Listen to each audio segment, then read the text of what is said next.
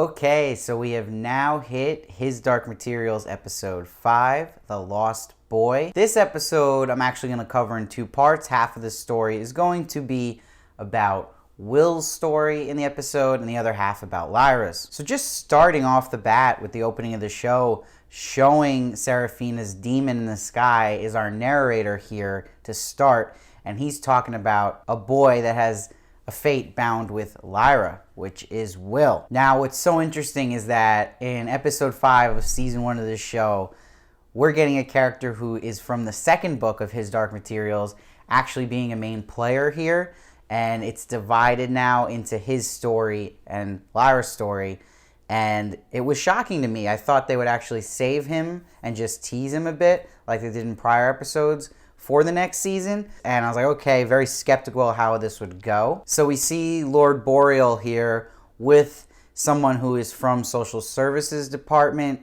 and they're chilling in the driveway of Will's house where his mom is, Elaine. And we learn here in this scene that Will takes care of her mom a lot. She's pretty crazy. He's lost her mind now. Again, reminder, this is the family of John Perry, aka Grumman, that explorer that was talked about earlier in the season. So we see, though, Lord Boreal confronts Elaine outside here, and what's odd about the writing in this scene is he mentions to her that he was friends with John, but the line they give him is, "I may look unrecognizably old." This is only highlighting the big miscast part of Lord Boreal is I love the actor, but the age isn't matching up with the character in the book. So I don't know why they would even throw that line in there to highlight that inconsistency they've made, because he doesn't look unrecognizably old at all. He doesn't look old. But John's wife says here that he died 13 years ago on this expedition to Alaska. But Lord Boreal knows this isn't true and something is up, so he's very suspicious. But then we cut to Will now in this boxing scene, and we get this evil bully kid he's fighting that's making fun of his mom in front of his mom, and he's like, "Your mom's mental."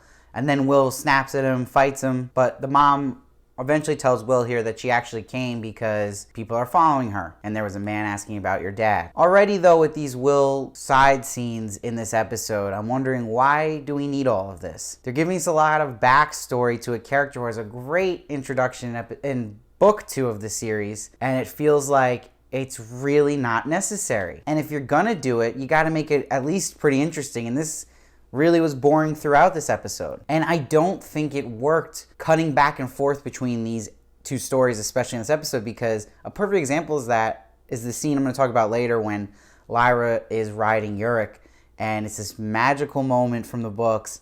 It's really exciting. They do such a good job of it, and it awkwardly just transitions to Will and his mom eating lunch in the house. It's like a very weird tonal shift. It's way too extreme, and it really takes you out of it. It felt like you were watching Chronicles of Narnia, and then someone in between your viewing of that movie just threw in clips from an episode of Degrassi. But we see in the scene with Mom and Will that she's talking about the similarities between Will and John, and they both want to protect the vulnerable, and that he will have to keep up his father's mission. But after she says all this, praising her son and how he's special, she has another episode, thinks that the rug has been moved, and says someone's been here. And she goes and gets this folder, and Will's like, "What's in it?" And she's like, "These are letters from your father. I don't want you to see him yet because I have to keep you safe. You're not ready for that." But then the next time we see these two, Will goes to find the letters.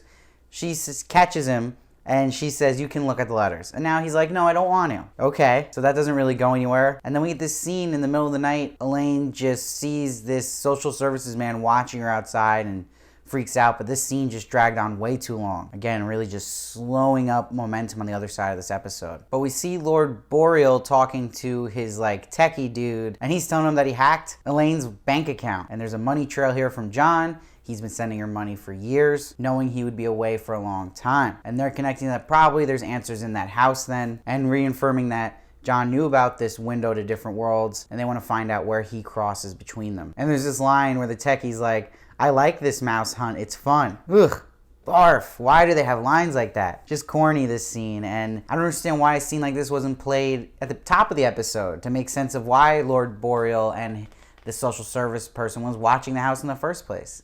It feels like it's out of order. But as you can tell, I wasn't a fan of the Will scenes this episode. I do like the actor playing Will. I do like the actor playing his mom. So that's not the issue here. It's just, I'm really worried that they're taking away from, without spoiling the books, and in book 2, you meet this character of Will, and it's such a shocking way you meet him, and I feel like they're kind of blowing that now by just jumping into this early. I feel like, come on, there's enough story in book 1 to just kind of focus on book 1 with Lyra's story. Why are you doing this? So let's go to Lyra's story in the episode, and we're back basically where we left off the last episode with her and the gang is on the road here. And I just gotta say, that bear, the CGI of Yorick looks awesome. Him just lugging stuff up in the daytime and the hill looks great. He's already just a scene stealer in his own right. And you see John Foz asking Lyra about this area, Bolvangar. What's really the deal? And the lithiometer is telling Lyra there's Tartars there, there's men with rifles, and basically they connect, they're walking into a bloodbath. But she also gets information from this lithiometer because she kind of just runs to Coram here and says, oh, by the way, the lithiometer wants me to go to a village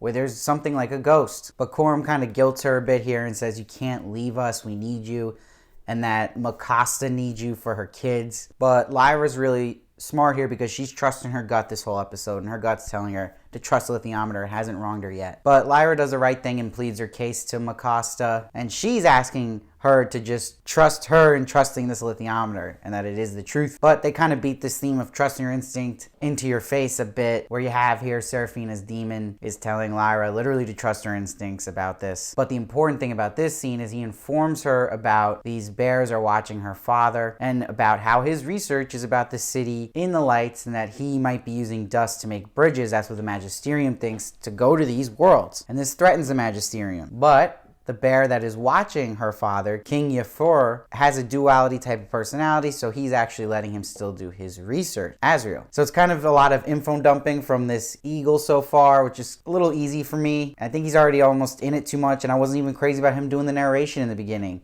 especially because we barely know Seraphina. But speaking of Seraphina, she makes her entrance finally in the show, and to me, it's completely underwhelming. She appears just to Coram in the middle of the night. You can barely see her, and there's not really a super creative appearance of her in the sense of what she looks like. She looks a lot like the Seraphina from the movie, and that's disappointing. I think that if you're not going to see this character for 5 episodes, make it this unique thing and make it worth kind of this like underlying hype talking about her they've built, where it's just kind of like, felt a little lazy just to look of her. And I mean, I can't really judge the actress yet because it's only one scene, but so far she seems fine. But the writing in the scene was pretty stale, and there's a lot of just repeating of stuff we already know. With Coram telling her, we need to help these children, they're being stolen, and she mentions to Coram that Azrael's looking into these worlds, which we've heard about again and again, and them having this like emotional reflective moment about the kid they lost and him missing her. It was alright, but it just wasn't great. And I just would like to know more about her a little quicker here and what her real mindset is and why she's just piecing all the time. So where this episode picks up is when Lyra is giving permission to go with Yorick, and she rides Yorick for the first time. It was really awesome. They really captured the magic of a scene like that from the book really well here. But like I said before, there's just a bizarre transition that happens in the middle of this scene where it goes to Will and his mom eating in the house. But I've already ranted about that. But I love, one of my favorite scenes is when we go back to Yorick just chilling, laying down, and Lyra's laying on his belly. And they're talking about him kind of being a loner, and it's a little sensitive topic to him. And she mentions there is a lot of bears out there, and he's like, oh, we're just solitary creatures. But the important thing here is he mentions he was a prince at one point and he broke the rules and was exiled because he killed another bear, which is a big no-no in that community. And he regrets it because now Yafor is king. So Lyra kind of teases him and is like, oh, you know, my father, Azrael, will get out of that because he can trick the bears. But Yorick says bears can't be tricked. But she's like, my father can do it. And she's like, I got bear in my blood, basically. So I really like this little back and forth between them.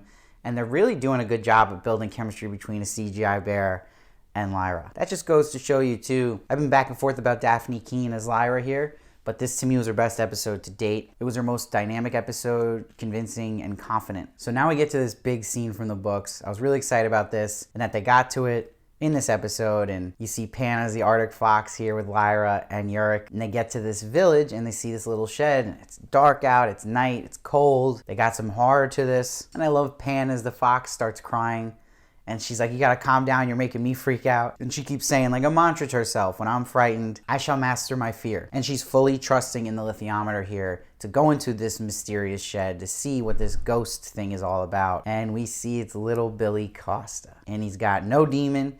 and he's got a shaved head. And something about seeing him with a shaved head made him look very sickly and really added to like the tragedy of it and him just laying there in the cold. And she brings him back to Macosta, and man, this is where the first time in the show the waterworks were starting in my face. Whew. And she has a great line here where she says, he was without his demon like a ghost. So the alethiometer was right, that's what they really meant. And she's like, why do they do this? Talking about Miss Coulter and her people. And Lee has a great line here where he's like, it's about control. If you can remove someone's soul, you can do anything. So this is where we're getting into the themes of this show, and when his dark material is full strength, about how deep this show actually is. Even though on the surface it is a young adult story, it has very, very deep adult themes going on. And getting more into the anti-esque religion theme here in this episode, being about a higher group trying to control the masses. And I love the little thing they threw in here with Yorick where he just leaves and Lee Scoresby's like, oh, he's not good with emotions. And props here to Tony Costa and Ma Costa, their actors here, where they're crying.